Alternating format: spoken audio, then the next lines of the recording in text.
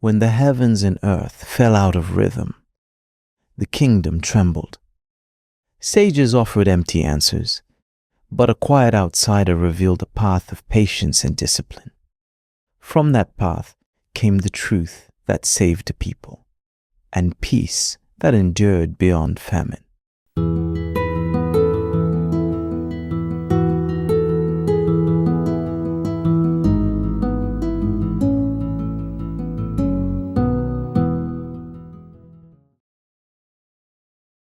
The kingdom had always known its seasons. Rain came when the stars bent low. The river swelled at the turning of the moon, and the grain ripened in due course. But in the year of the copper sky, the patterns broke. The rains came too early, then not at all. The river swelled, then shrank to a trickle. Even the stars seemed to wander from their courses, flickering in strange alignments that no elder could recall. Whispers passed through the markets and fields. Some said it was the gods in dispute. Others claimed an enemy had cursed the land. Mothers hushed their children, while farmers dug furrows in dry earth, hoping for a harvest that never came. At last, the king summoned his sages. In the great hall they stood, robes heavy with dyes, eyes shadowed by years of scrolls and chants. One spoke of angry spirits in the hills, another of sacrifices gone unpaid, another of omens hidden in the flight of birds. Each explanation was confident, and each contradicted the others. The king's brow darkened. "You give me many answers," he said, "yet not one that eases the people's fear. If none can untangle this riddle, the kingdom will waste away before my eyes." And so the court fell silent, heavy with the weight of a mystery no one could name. From the shadows of the hall, where servants carried water and swept the rushes, a voice rose, not loud, but steady enough to cut through the silence. "My lord," it said, "the riddle is not yet answered because the answers were spoken too quickly." Heads turned. The speaker was not a sage robed in crimson or indigo, but a wanderer, plain clothed, dust still on their sandals. The guards stiffened, ready to strike the impertinent one down, but the king raised his hand. "Speak," the king commanded, curiosity flickering beneath his sternness. The outsider stepped forward, bowing. "The land is not undone by wrath or by curse, but by a pattern hidden. You cannot name it by chance words or bird flies. You must watch, you must weigh, you must wait. Only then will the truth show itself." A murmur rippled through the hall. The sages scoffed. "This one dares call himself wiser than the court?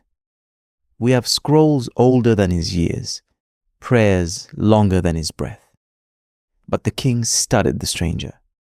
He saw no arrogance, only a steady flame in the eyes, as though they had already glimpsed what lay beyond the confusion. "Then you will show us," said the king. "If your words hold, the land will live. If they fail, your life is forfeit." The outsider bowed again. "So it must be, my lord. Truth is never won without risk." The king commanded the sages to prove their words. At once they hurried to their chambers, summoning priests, unrolling scrolls, releasing doves and hawks into the skies. One burned incense on the palace steps, declaring that the smoke's curl would reveal the truth. Another drew charts upon wax tablets, tracing the wandering stars. A third sacrificed a lamb and peered into its liver, muttering that the pattern of veins foretold plenty. For 7 days they worked, each presenting their findings before the throne. And yet their answers clashed like iron upon iron. One declared the famine was nearly over. Another insisted it had not yet begun. Still, Another warned that the gods demanded more blood, lest the land wither forever. The king's anger grew. You call yourselves wise, yet your wisdom divides like a river split in sand. If I follow one, I betray the other. Tell me, which of you speaks true? No sage could answer. Their eyes fell, their tongues stilled. Then the outsider rose again, calm amid their clamor. My lord, truth is not seized in haste, nor plucked from smoke or entrails. It is gathered. Let watchers be set in the fields and scribes at the river. Let the sky be charted night by night, the earth measured season by season.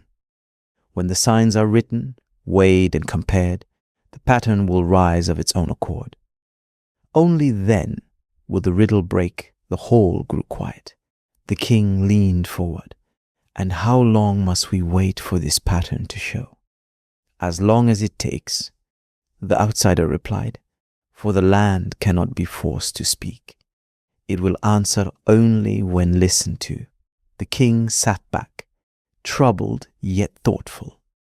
The sages bristled, their pride wounded, but none dared object. And so the first watchers were sent to the fields, and the kingdom held its breath. The watchers set their posts, one by the riverbank, another in the fields, others with eyes fixed on the stars. Each day they marked what they saw, the river's rise and fall, the sprouting of grain, the turning of constellations. At first the pattern seemed to take shape. The river swelled early, the fields burst green, the sky shone clear. Murmurs of hope filled the streets. The land is healed. The people whispered, the stranger is a fool. The sages were right after all. But as quickly as it came, the river shrank. The fields withered beneath a wind that carried no rain. Stars that had blazed bright grew faint behind a veil of dust. Fear spread. Some accused the outsider of bringing curses. Tricksters in the markets claimed secret knowledge, selling charms against famine. Priests declared that omens had been ignored, demanding costly offerings. Even some of the watchers, weary of waiting, falsified their records, eager to please the king with tidings of plenty. The king summoned the outsider again. His face was storm dark. Your path has led us into deeper confusion. My people waver. The sages press me to return to their ways. Give me one reason not to cast you out. The outsider bowed low. My lord, shadows always dance before the truth appears. Illusions rise to test our patience, but lies will not endure. Only the pattern that returns again and again, like a heartbeat, can be trusted. Wait a little longer. Let the false lights burn themselves out. Then the true will remain. King hesitated. His counselors muttered, but something in the stranger's calm stilled his hand. So he commanded, let the watchers remain.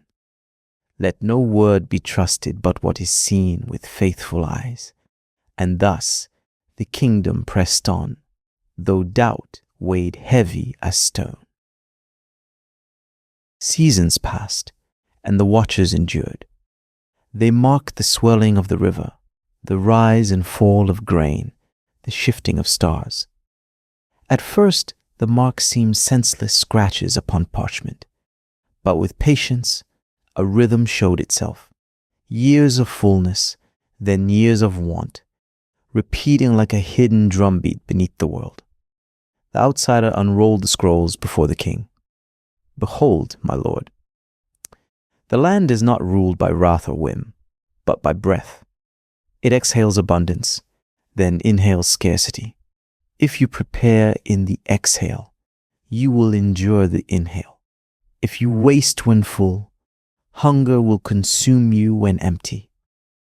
The king studied the lines. His hand trembled as he traced the repeating cycle. So the riddle was not solved by omens or chance, but by patient eyes. Tell me, how shall we live by this truth? Build storehouses. The outsider replied, one in every city and village. When the fields overflow, do not eat all in haste, but weigh and keep a portion. Let scribes record every measure, and let the people learn to trust what is gathered, not what is guessed. The court stirred uneasily. Some scoffed, why hoard when the fields burst green? Why bind the people with scales and ledgers when the gods may yet change their minds? But the king silenced them. From this day, he declared, truth shall be weighed, not guessed. We will prepare in plenty, that none may perish in want. And so masons laid stones for great storehouses, and scribes sharpened their reeds. The people grumbled at first, but the law of measured keeping spread through the land. Thus, the pattern was not only revealed, but woven into the kingdom's way of life. Then came the years when the sky sealed itself shut. Clouds drifted by, but no rain fell. The river shrank into a thin ribbon of mud, its fish gasping in the shallows. The fields that once bent heavy with grain cracked and lay bare. At first, the people laughed. It is only a passing drought, they said. But the drought did not pass. One season bled into the next, and the laughter dried up with the fields. Hunger stalked the villages. Merchants found their stalls empty. Children tugged at their mothers' arms, asking for bread that was no longer there. Priests burned offerings, but the altars gave no answer. Then the king gave his command. The storehouses were opened, and from their shadows poured grain as golden as the day it was gathered.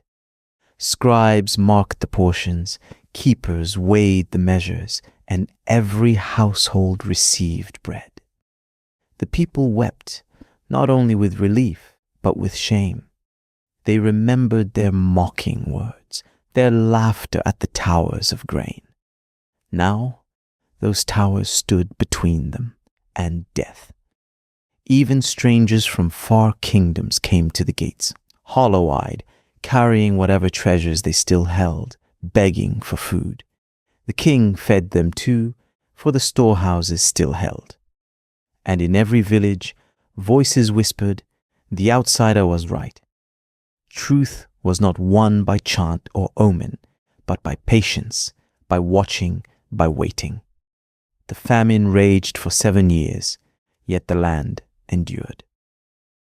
The rains returned, the river swelled, and the fields of Egypt bent heavy with grain. Golden stalks brushed the knees of travelers on every road, and the markets overflowed with fruit and bread. The people rejoiced, forgetting the lean years that had come before. See, they cried in the squares, the land is healed. The outsider fretted over shadows. Why should we heap grain into stone houses when the gods have given more than enough? Merchants mocked as their carts were weighed at the gates of the new storehouses. Priests muttered that the old rites had been set aside for counting and ledgers. Even some of the king's nobles whispered that the law of keeping was a burden, stealing joy from a season of plenty. But the king held firm. By decree, every household brought its portion. Scribes marked down the measure, and keepers sealed the granaries. The outsider walked among them, reminding the weary, the breath of the land exhales now. Soon it will inhale again. Trust what is gathered. Grain piled high, until the storehouses groaned with the weight of it. Travelers laughed to see the towers filled to their rafters. Folly, they said.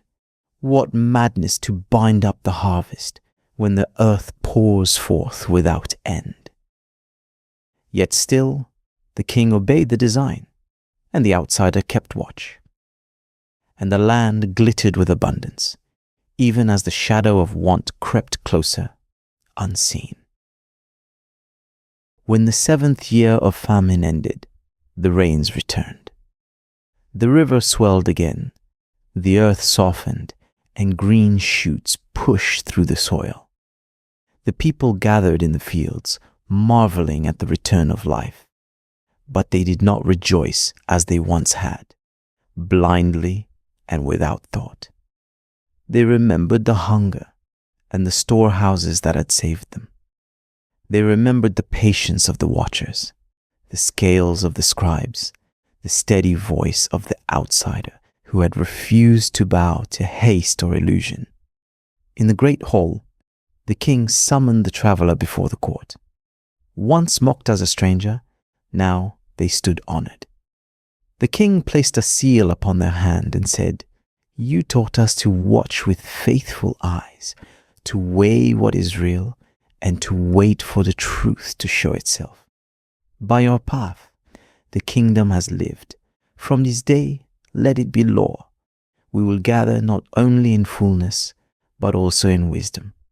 No riddle shall be answered by guesswork, nor shadow trusted over what can be proven."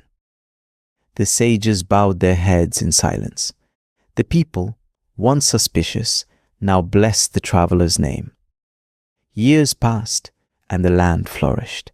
Storehouses rose beside temples, scales stood beside altars, and children were taught not only prayers, but how to mark the rise of the river and the turn of the stars.